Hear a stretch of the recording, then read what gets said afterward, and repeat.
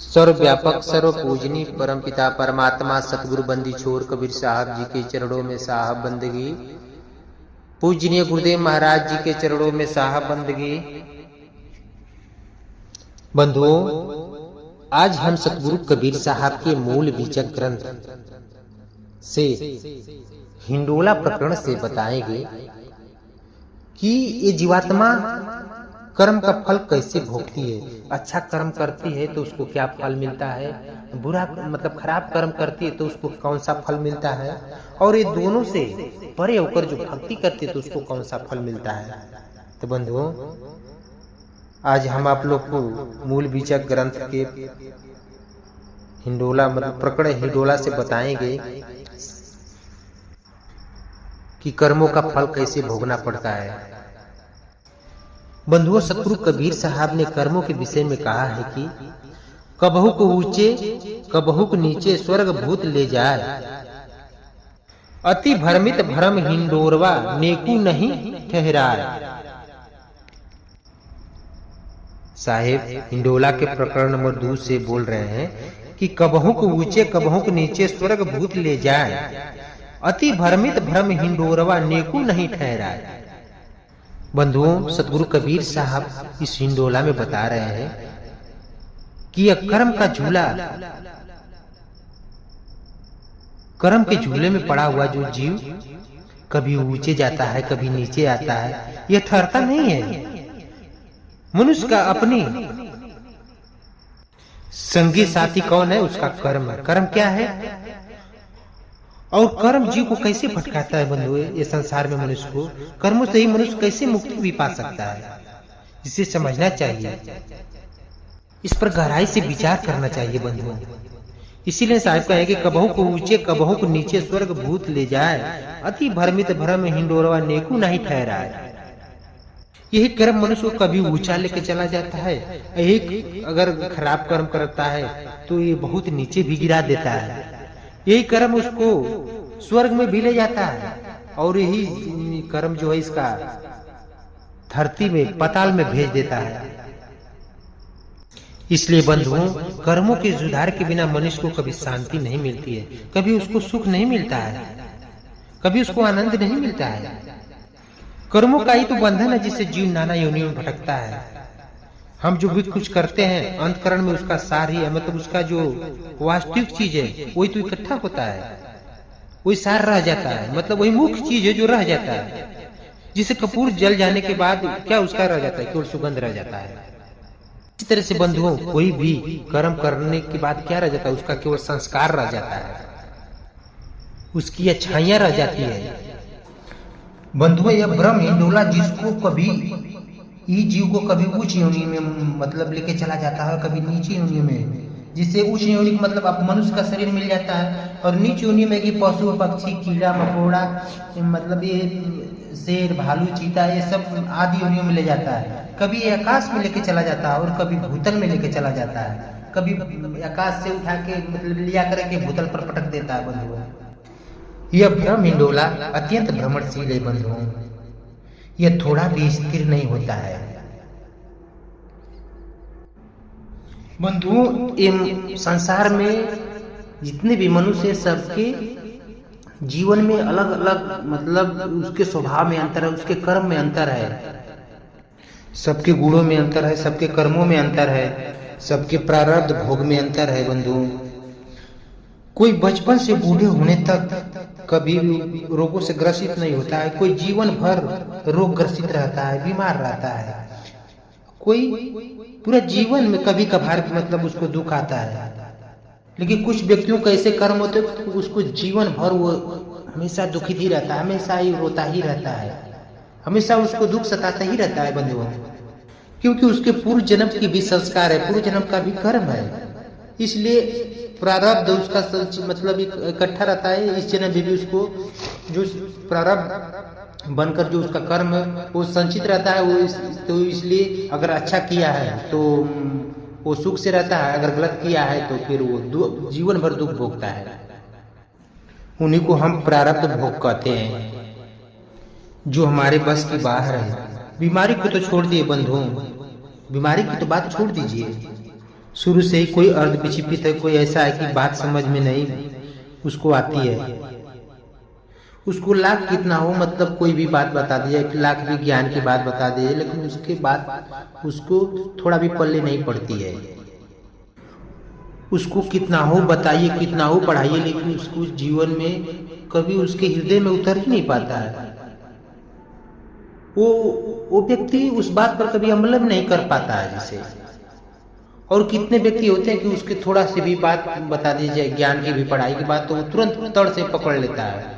इसलिए बंधुओं, इसका कारण है वो उसका पूर्व जन्म का भी संस्कार है, प्रारब्ध है।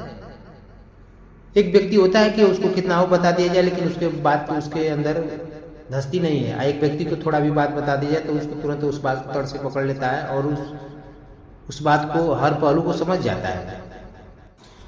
कितने ऐसे मनुष्य होते हैं जिनको थोड़ा सा भी बताओ तो बहुत ज्ञान हो जाता है, क्योंकि उनके पूर्व जन्म का शुद्ध संस्कार है।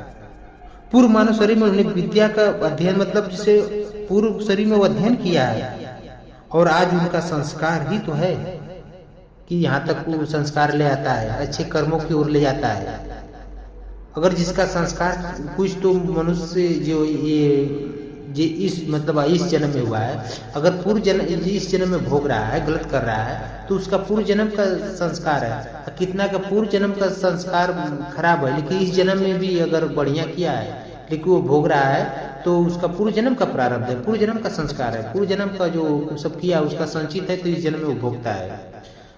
कुछ लोग ऐसे होते हैं कि अगले जन्म में गलत किए हैं और आज वो सुखी हैं, और इस जन्म में वो अच्छा कर रहा है, तो जो अच्छा कर रहा है उसका पुण्य धीरे धीरे वो जो अगले जन्म का गलत मतलब जिसे जो खराब कार्य किया है, तो ये जो इस जन्म में जो कर रहा है जिससे, तो वो धीरे धीरे ये जो पुण्य है वो उसका क्षय हो रहा है, उसमें कट रहा है। इसलिए बंधुओं, सुख दुख का भोग उसके कर्म और उसके संस्कारों पर निर्भर करता है। संस्कारों के अनुसार ही वो अपने कर्मों के अनुसार ही भोगता है। बंधुओं, मनुष्य स्वयं कर्म करने में स्वतंत्र है। वह चाहे जिस प्रकार जिस बार में जा सकता है। उसे उसके पूर्व संस्कार भले ही कुछ भी बस करे, लेकिन वे बिल्कुल मजबूर नहीं कर सकते हैं। किसी के संस्कार गंदे हैं लेकिन वो अच्छे मार्ग पर चलना चाहता है, तो संस्कार की गंदगी बारंबार सामने आती है, बार बार उसके प्रेरित करती है। लेकिन आज जो पुरुषार्थ करे तो गंदे सारे संस्कार धीरे धीरे खत्म हो जाते हैं, धुल जाते हैं, सब खत्म हो जाते हैं। अच्छे संस्कार और गलत पुरुषार्थ करते जाए तो अच्छे संस्कार धूमिल हो जाएंगे, सब खत्म हो जाएंगे। इसलिए बंधुओं, पूर्व जन्म के अच्छे और बुरे संस्कारों का बदलने वाला मनुष्य तो स्वतंत्र है। मनुष्य के ऊपर, अपने कर्मों के ऊपर ही डिपेंड है। पूर्व कर्मों के संस्कार से ही हमें विवश होते हैं, तो आज के ताजे कर्मों से जीवन को कैसे नहीं परिवर्तन होगा बंधुओं। अगर हम अच्छे कर्म करेंगे तो हमारे जीवन में परिवर्तन कैसे नहीं होगा। इसलिए इंसान उन्नति और उन्नति दोनों में स्वतंत्रता है। कैसा कर्म कर रहा है उसके अनुसार उसकी उन्नति होती है, अवनति होती है, विकास करता है, चाहे नीचे चला जाता है। लेकिन बंधुओं, प्रारब्ध भोग से एकदम वो स्वतंत्र नहीं है। बंधुओं, जो 5 तत्वों का शरीर मनुष्य पाया है ना, शरीर को बदलने में तो असमर्थ है, लेकिन अपने सत्य कर्म को, अपने अच्छे कर्म को बदलने में वो समर्थ है। लेकिन मन को बदलने में आदमी एकदम टोटल समर्थ है। वह शुद्ध मन को अशुद्ध मन को शुद्ध कर सकता है। मनुष्य जो कर्म करता है उसे भोगना ही पड़ता है बंधुओं। इसलिए साहब सतगुरु कबीर साहब ने आगे बीजक में बताए हैं कि आप ये वाला जैसे बीजक में बताए हैं कि आपन कर्म न मेटो जाई, कर्म का लिखा मिटे धो कैसे जो जुग कोटि सिराई।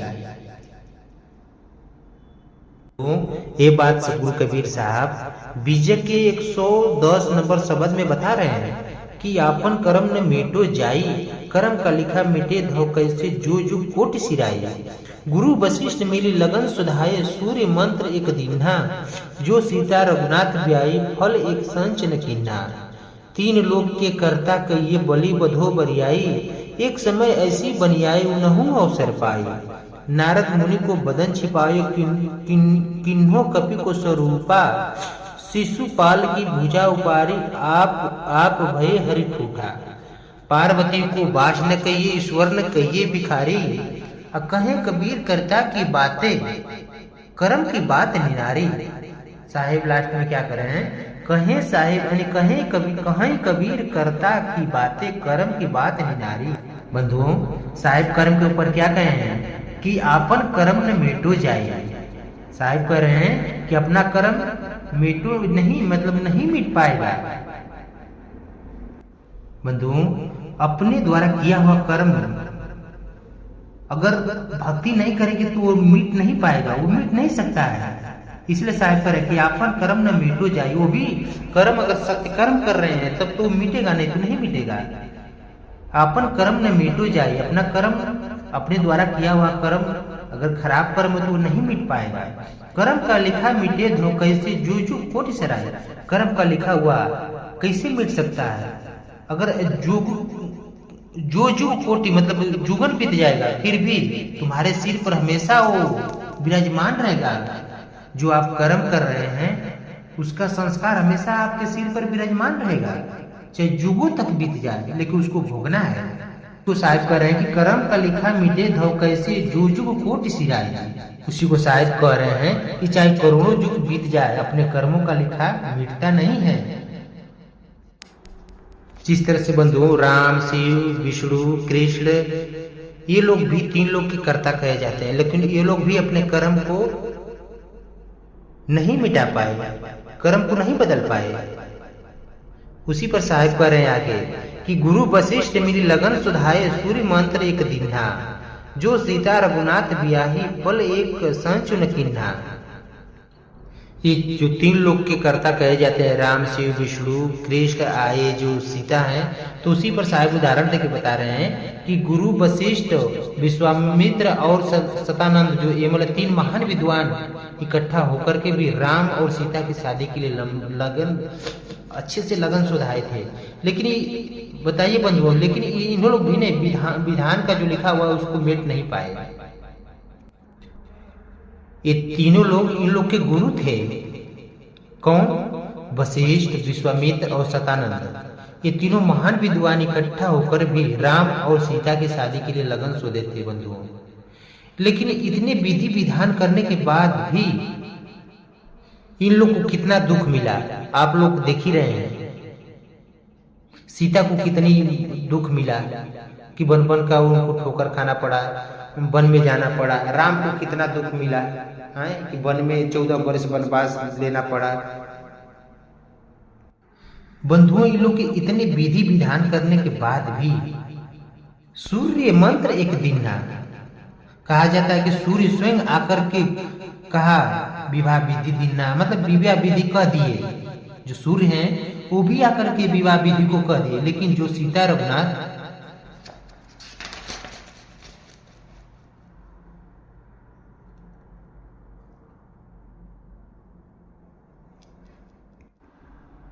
विवाह के बाद भी परशुराम आए और आकर के उथल पुथल कर दिए। फिर साहब आगे बता रहे हैं कि तीन लोग के कर्ता कहिए बाली बधो बरियाई। साहिब क्या कह रहे हैं बंधुओं कि तीन लोग के कर्ता कहिए बाली बधो बरियाई। बंधुओं, राम के लोग तीन लोग के कर्ता कहते हैं, लेकिन उन्होंने भी बाली को छिपकर मारा था, गलत तरीके से मारा था, कपट से मारा था। बंधुओं, वीर का काम है कि सामने आकर वार करना। वो जो वीर होता है वो छिप करके वार नहीं करता है। लेकिन बंधुओं, ये तो बाली को पेड़ के आड़ में छिप करके बाण मारे थे। फिर बंधुओं, वही बाली ने एक दिन अवसर पाया, यही राम कृष्ण बने। तो एक दिन वो अवसर पाया, जो बाली है दूसरे अवतार में जरा नाम का ब्याह हुआ, उसका जरा नाम मतलब उसे पाया, ठीक ना। ये राम जो हुए वो कृष्ण हुए। और जब द्वारिका में उथल पुथल हुआ और पूरे यदुकुल यानी पूरे यदुवंशियों का विनाश हुआ, तब श्री कृष्ण महाराज जंगल में तप करने चले गए।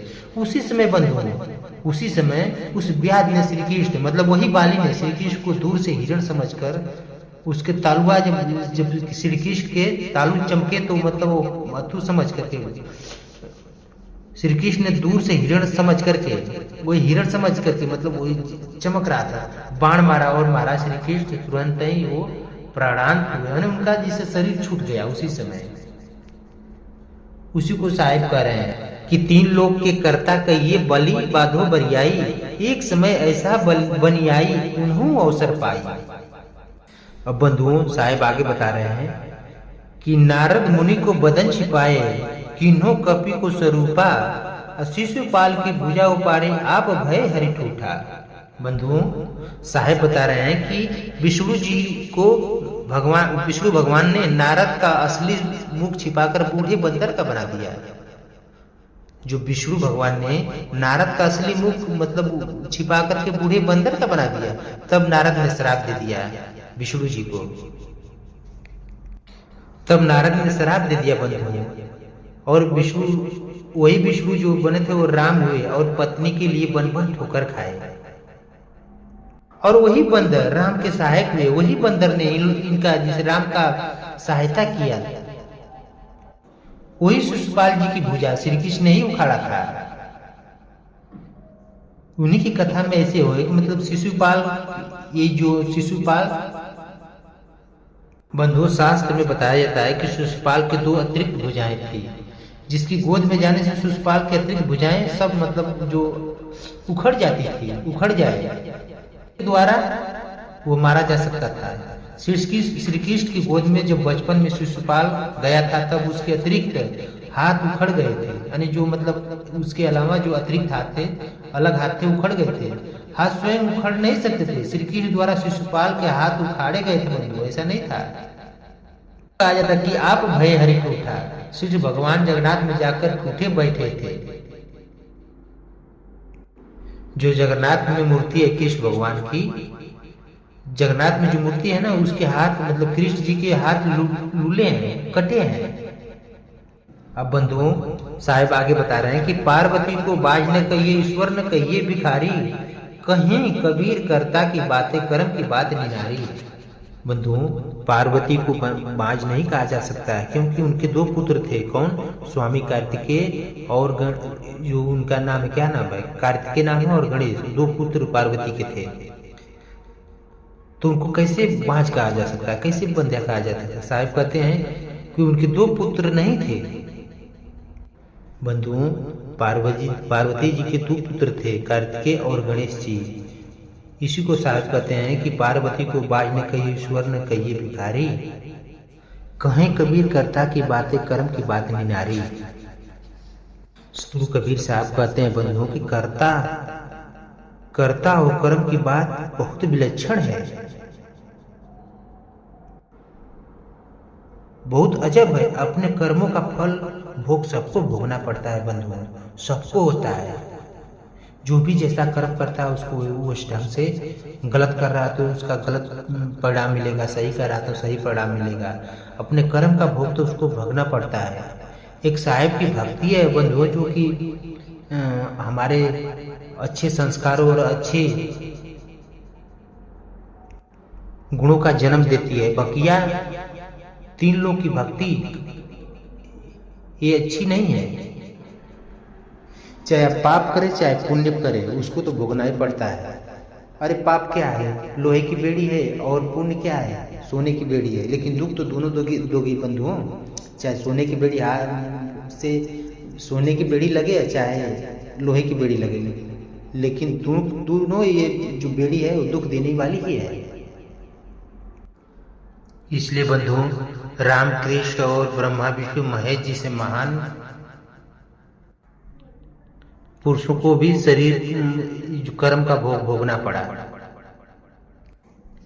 यदि लोग इस संसार में चाहे कि कर्मों का फल भोग भोगने से छुट्टी पा जाए तो यह भूल है बंधुओं उस जीव की। इसलिए बंधुओं अपने को धोखा मत दो, सत्य कर्म पर ध्यान दो, सच्चाई पर ध्यान दो बंधुओं। कर्म जो है सदा हमें अंग संग लगे रहता है, और कर्म का जो फल है बंधुओं हमें भोगना ही पड़ता है। अगर यदि किसी प्रकार से हमें धोखाधड़ी में अगर कोई कर्म हो गया, गलत से हो गया, तो उसका भी हमको कर्म भोगना ही पड़ता है। भक्ति की भावना में, त्याग की भावना में, वैराग की भावना में हमें हमेशा रहना चाहिए। भक्ति हमें संसार में सुख देगी, वो भी सच्ची भक्ति है। और सच्ची भक्ति कौन है? सतगुरु कबीर साहब की, परमात्मा सतगुरु कबीर साहब की भक्ति जो है सच्ची भक्ति है। इसीलिए कहा जाता है कि और कर्म सब कर्म है, भक्ति है निकर्म। संसार की और कर्म जो हाथ पांव ऐसे तैसे की जाती है, वो कर्म में आता है, लेकिन जो भक्ति है वो निकर्म में आती है बंधुओं। भक्ति हाथ पांव से नहीं की जाती, वो तो सूरत द्वारा होती है। और भक्ति से ही हमें, सच्ची साधना से ही हमें परमात्मा के देश हम जाएंगे और वहीं हमें सुख मिलेगा। अगर तीन लोक में हम कितना हो अच्छा से कर्म कर ले, कितना हो सच्चा बन जाए, लेकिन अगर हम तीन लोक में ही शरीर में ही रहें, अगर शरीर से बाहर ना निकले, तो समझिए कि हमको दुख ही दुख मिलना है। कर्म का भोग तो भोगना ही पड़ेगा। अरे रामकृष्ण ब्रह्मा विष्णु महेश को जब कर्म का भोग, निरंजन को कर्म का भोग, आद्या को कर्म का भोग भोगना पड़ा बंधु, तो हमारे आप में क्या रखा है? जो तीन लोग के वो करता है, वो लोग भी कर्म का भोग भोगा है। इसलिए बंधुओं, अपने सत्य कर्म पर हमेशा ध्यान देना चाहिए, किसी को धोखा नहीं देना चाहिए, किसी को सताना नहीं चाहिए।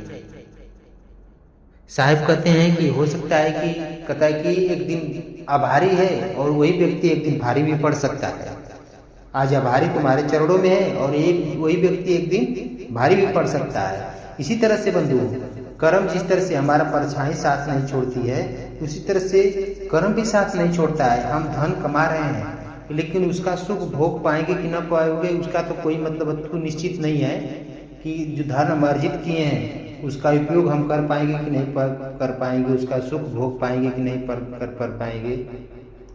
लेकिन जो हमारा कर्म है उसका तो भोग न चाहते हुए भोगना पड़ता है बंधुओं। अगर अच्छा कर्म किए हैं, सत्य कर्म किए हैं, तब तो हमें सुख आनंद मिलेगा। नहीं तो अगर गलत किए हैं तब तो उसका भी तो दुख मिलेगा हमें। सत्य कर्म हमें आनंद की ओर ले जाता है बंधुओं, हमें सुख प्रदान करता है। और गलत कर्म हमें हमेशा दुख देता है, कांटे की तरह चुभता है। और सही कर्म जो है हमारा फूलों की तरह, फूलों के समान होता है, फूलों की तरह होता है। वो फूलों के समान हमें सुख देगा। और गलत कर्म कांटे की तरह हमेशा पूरा जीवन चुभता रहता है।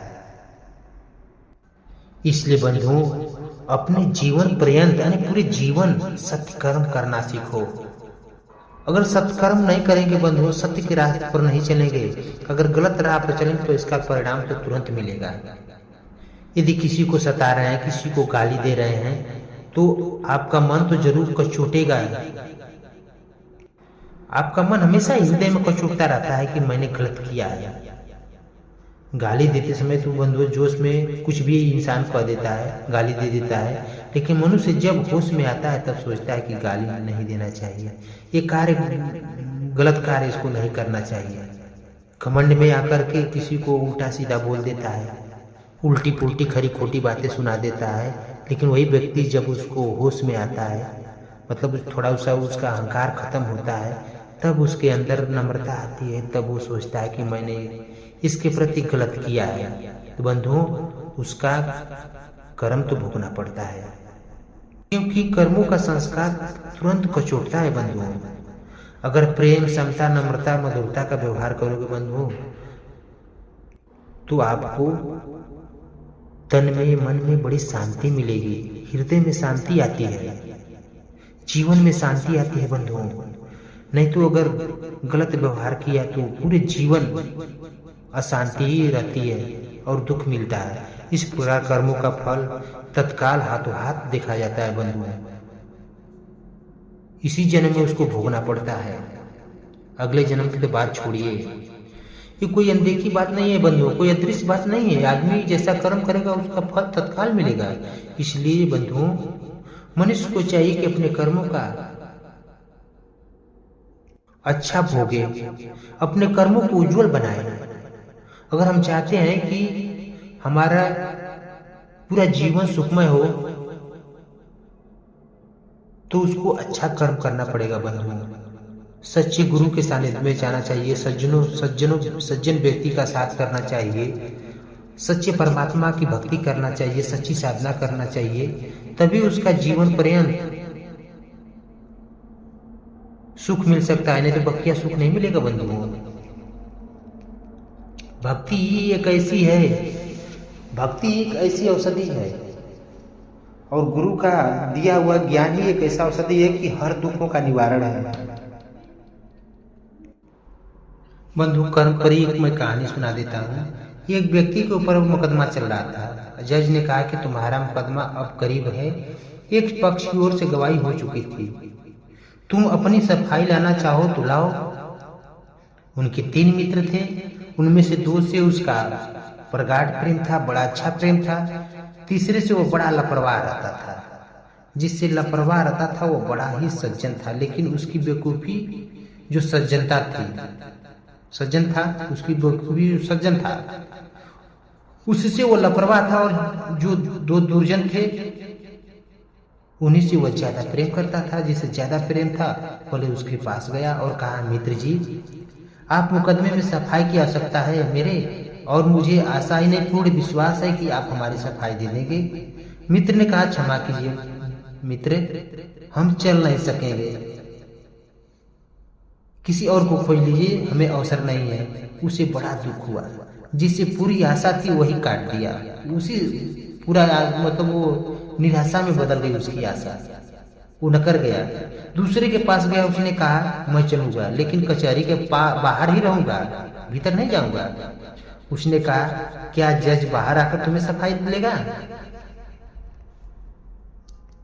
फिर वो बड़ा निराश हुआ, जिसे उसने कभी ठीक से प्रेम नहीं किया था। उसने जाकर कहा, वो बहुत मतलब देनहार था, देनहार था, कहने मतलब बहुत धर्मी था।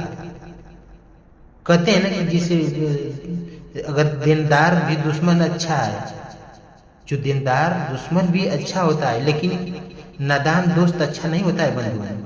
अगर कोई नादान मित्र है तो समय से उलटकर दुश्मन हो सकता है। अगर धर्म करने वाला, साथ देने वाला अगर दुश्मन भी होगा तो भी, देनदार दुश्मन भी होगा तभी कभी आपके साथ ऐसा काम नहीं करेगा जो कोई खोटाई का काम हो। तो वह दानेदार था, मतलब देनेदार का मतलब कि जिससे बहुत वो महान था। हर कार्य में मतलब उसके व्यक्ति की जब जरूरत पड़ती थी तो उसको, जिस चीज की जरूरत पड़ती थी तो उसको पूर्ति करता था। उसको दानेदार कहते हैं, मतलब देनहार कहते हैं। और उसने कहा, चलो हम आपकी सफाई देंगे। उस दानेदार मित्र ने कहा कि चलो हम आपकी सफाई देंगे और भरसक प्रयत्न करेंगे कि आप इस बंधन से छूट जाएंगे। वह गया और सफाई दिया और उसको, उस मित्र को छुड़ा लिया बंधुओं। तो बंधुओं, 3 मित्र कौन है? धन, कुटुंब और धर्म। धन और कुटुंब से तो हमारा बड़ा प्यार है, लेकिन हम धर्म से लापरवाह रहते हैं, भक्ति से लापरवाह रहते हैं, सत्य कर्म से लापरवाह रहते हैं बंधुओं। सबसे प्यारा धन है, फिर कुटुंब है, तब कहीं पीछे से हम सत्य कर्म करते हैं, धर्म करते हैं, तब हमारा धर्म का नंबर आता है। अंतिम समय आता है और आदमी जब मौत के निकट आ जाता है, तब वह धन से कहता है कि तुम हमारी साथ बनो, तुम हमारी साथ दो, साथी बनो। धन कहता है कि मैं तो तिजोरी में रहने वाला हूं, मैं तो तिजोरी में रहूंगा, जहां हूं वहीं रहूंगा, टस से मस होने वाला नहीं हूं, मैं आपके साथ चलने वाला नहीं हूं। तब वह कुटुंब से कहता है कि तुम साथी बनो, तुम मेरा साथ दो। तो कुटुंब कहता है कि हम साथी तो बनेंगे, लेकिन कचहरी में नहीं जा सकते हैं, कचहरी के बाहर ही रहेंगे, शमशान तक चलेंगे, बस उसके आगे हम नहीं चल सकते हैं। फिर वह निराश होकर धर्म के पास आता है और कहता है कि तुम साथी बनो, मेरा साथ दो। तब धर्म कहता है कि हम तो सदैव तुम्हें अपने अंक में भरने के लिए तैयार हूँ, तुम्हें तो मैं हमेशा सदा गले लगाने के लिए तैयार हूँ, सदैव तुम्हारी साथी हूँ। तू हमारे लापरवाह हो, तू हमसे लापरवाह हो। अंत में धर्म ही साथ होता है बंधुओं, हमारा सत्कर्म ही साथ देता है, और हम जो धर्म किए हैं वो भी मेरे साथ जाता है। जो सत्कर्म किए हैं, जो सच्ची भक्ति किए हैं, इसी से बंधुओं कहा जाता है। और कर्म सब कर्म है, भक्ति है निकर्म। वो आपको भक्ति है, जो सच्ची भक्ति है, सच्ची साधना है, परमात्मा का सच्ची जो भक्ति है वो पार कर देती है आपको। इसलिए बंधुओं, अंत में संसार के सारे कुटुंब, धन दौलत, वैभव, मित्रता, सब घोड़ा गाड़ी बंगला अटारी सब छूट जाता है। लास्ट में मेरी भक्ति ही साथ जाती है, सत्कर्म ही साथ जाता है बंधुओं।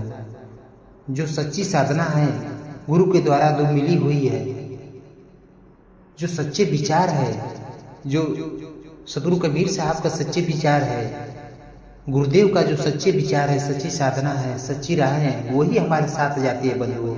बकिया सब तो नश्वर है, सब तो पीछे हट जाती है। जब हमें काल घसीटता है तो सब पीछे हट जाती है बंधुओं।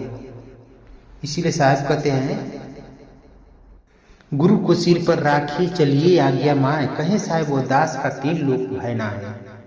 गुरु और परमात्मा के विचारों में चलना चाहिए। गुरु के बातों को मानकर उनके जो बताए हुए राह है, जो मार्ग है, उस पर चलना चाहिए। तब हमें 3 लोक, हमारा कुछ भी नहीं बिगाड़ सकता है। हमें 3 लोक में भय नहीं होता है बंधुओं।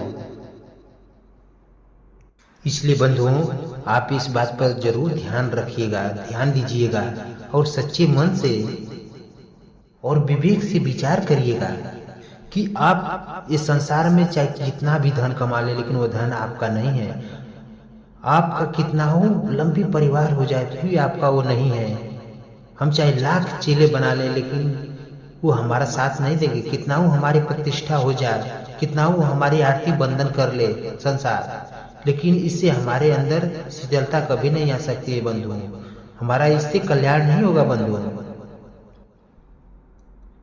जब भी हमेशा हमारा साथ देंगे तो भक्ति ही, सत्कर्म ही हमारा साथ देगा।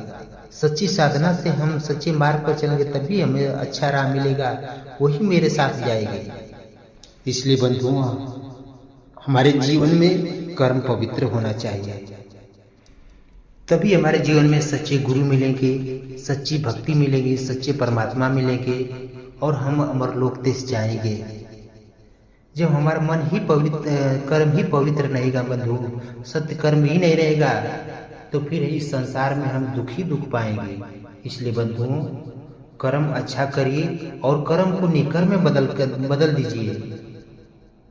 कर्म करते रहिए कि वो, लेकिन वो सत्य कर्म करेंगे तो और सब कर्म में भक्ति है। निकर्म जब सच्ची भक्ति करेंगे, सच्ची साधना पर करेंगे, सच्चे गुरु बनाएंगे, तो किधर कर्म निकर्म में बदल जाएगा और आपका बेड़ा पार हो जाएगा।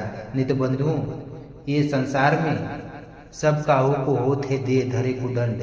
अगर सच्चा भक्ति नहीं करेंगे, कर्म सब पवित्र नहीं रहेगा, तो आपको तो कर्म का भोग तो भोगना ही पड़ेगा, न चाहते हुए भी भोगना पड़ेगा। जब रामकृष्ण और सीता जी नहीं बच पाई, पार्वती जी नहीं बच पाई, शंकर जी, ब्रह्मा विष्णु महेश आद्या नहीं, निरंजन नहीं बच पाए, तो आप कैसे बच सकते हैं। इसलिए बंधुओं, सच्चे कर्म होना चाहिए, सच्चे अपने जीवन में सच्चे गुरु होना चाहिए, सच्चे शिष्य को भी बनना चाहिए और सच्चे परमात्मा की राह भी होना चाहिए। सच्चे परमात्मा अपने जीवन में मिलना चाहिए, सच्चे परमात्मा को जानना चाहिए, सच्चे परमात्मा को जान करके भक्ति करना चाहिए, तभी आपका जीवन सफल होगा। जन्म मरण का ये जो तन का दुख, मन का दुख, जन्म मरण का दुख लगाया बंधु, इससे आप बेड़ा पार हो पाएगा, अमर लोक देश जा पाएगा। नहीं तो बकिया कोई उपाय नहीं है। भक्ति के बिना कोई दूसरा उपाय नहीं है बंधुओं कि आपका सारा दुख दूर होए। इसलिए बंधुओं, मैं अपने वाणी इसी शब्दों के साथ मैं अपने वाणी को विराम देता हूँ। बोलिए सतगुरु कबीर साहब को शाही बंदगी। पूजनीय गुरुदेव महाराज जी के चरणों में शाही बंदगी, साहब के चरणों में शाह बंदगी, शाह बंदगी, शाह।